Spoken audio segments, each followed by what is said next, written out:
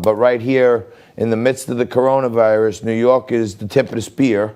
And to talk about Governor Cuomo and his actions is senior editor for City Journal, Steve Malanga, joins us, along with Frank Morano. Hey, guys, how are you? Good. So, hey, Steve.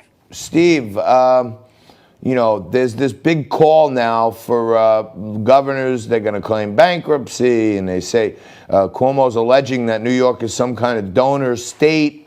You take issue with that. Yeah, well, basically what's going on, of course, is that all the governors are asking for some kind of a additional aid from the federal government. The Democrats have put together a package, the House Democrats, that is a $1 trillion aid. This is in addition to the basically $2.8 trillion that we've already spent. This is further stimulus specifically for state and local budgets.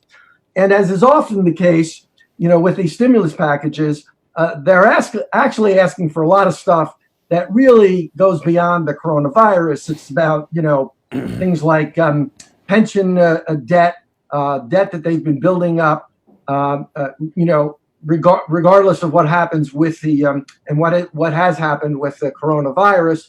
I did a couple of stories way before the virus, showed up, talking about the kind of trouble that states like Illinois, New Jersey, and New York would be in terms of budget problems when the next recession came, whenever that was. And now it's here. And Cuomo himself has been asking for quite a bit of money. He's at the forefront, and he's been, through the various phases of stimulus that we've seen already. He's always kept saying, "What about the cities? What about the states?"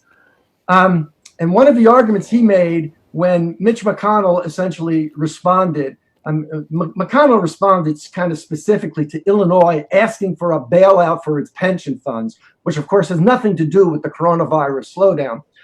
And McConnell said, we essentially, maybe we ought to give these states the ability to file bankruptcy and reorganize themselves. And Cuomo just went off on that and essentially said, we didn't create this problem, and New York State just wants what it's due. We send more to Washington than we get back in aid. And this is kind of old, an old debate.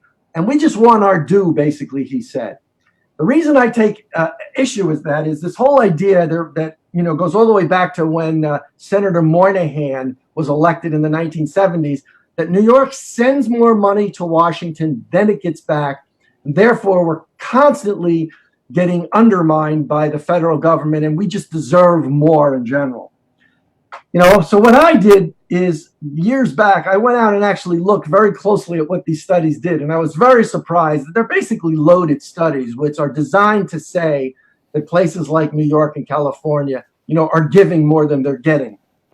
And actually what they really say is these states have problems that are actually at the source of why they're not getting the money that they want. And let me give you an example. What these studies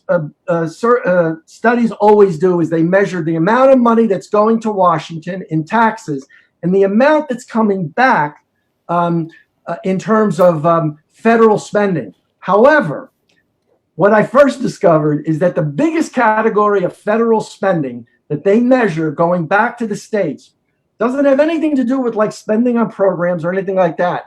It's basically Social Security checks and retirement checks for government workers, which go to the workers when they retire, wherever they retire. In that category, New York definitely doesn't get its, if you want to call it, quote, fair share. They actually rank 42nd on a per capita basis. Because New York is a horrible state to retire exactly. in. So we drive the retirees out because of high cost of living and every other factor. And then we wonder why the money's going to our retirees that have gone to Arizona, North Carolina, Florida, and elsewhere. Steve, I have to ask you as well, just because we're hearing so much about this, and you were the first guy to talk about this, the whole nursing home situation. You pointed out all the problems with our nursing homes, not only in New York, but around the country, and why it was unwise to send COVID patients there. Now, that executive order has been rescinded, but apparently in New York State, as part of the budget, there's the front page of the New York Times today. They didn't realize the legislature tucked into some provision in the budget bill. They had actually given the nursing home operators protection from being sued. Now, I have to wonder if I'm a family member of someone that was killed because of nursing home malfeasance in the light of this epidemic. I'd be furious about this. I mean, what sort of outrage are we hearing, and what's the response been from the people that put this in there? So first of all, part of the problem is that for a very long time, the nursing homes have had a lot of political clout. And so in the piece that I originally wrote, I said one of the reasons we need to worry is because this stuff goes back to flu and pneumonia epidemics that basically hit every couple of years. And we've never done anything to protect them. One example I gave is in New York State, to give you, 25 states, including New York State, do not require that nursing home workers get flu shots every year. Amazing. Wow. It's amazing. That's unbelievable. Okay? Here's the thing, right?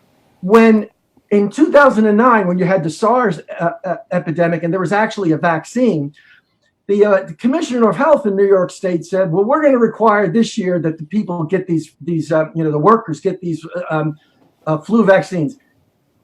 The unions and the workers complained and the state backed off. So, there's a certain power that these homes, especially because they have unionized workers, and the unionized workers are a powerful, a force. There's a certain power that they have, and that's caused some of the problems, certainly over the year. Right. And then you have people like Cuomo saying, Steve, we got to leave it there. We're up against the top of the hour here. All right. Steve Malanga, senior editor for City Journal. Thank you for joining us. Thank you for sticking with us through hour one, but don't go anywhere. We're coming back, me and Frankie, to break down the news of the day right after this.